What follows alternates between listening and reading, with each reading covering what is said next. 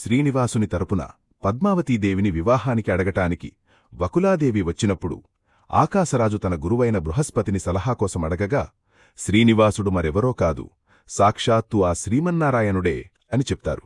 దాంతోపాటు నాకన్నా భగవంతుని విషయాలు పద్మసరోవరం దగ్గర నివాసం చేస్తున్న శ్రీ శకునికే తెలుసు అని చెప్పడంతో ఆకాశరాజు తన తమ్ముడైన తొండమన్రాజుని శ్రీ శకుల వద్దకు పంపుతారు. అలా పద్మావతి శ్రీనివాసుల పెళ్లిని జరిపించింది ఈ తొండమన్రాజే. ఇంక శ్రీనివాసుని ఆజ్ఞతో కొండపై 7 ద్వారాలతో 3 ప్రకారాలలో మందిరాన్ని కట్టించింది కూడా ఈయనే.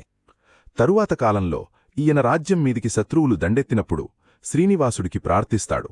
అప్పుడా వెంకటేశ్వరుడు ఆయన ఆయుధాలైన శంకుచక్రాలను ఇస్తారు.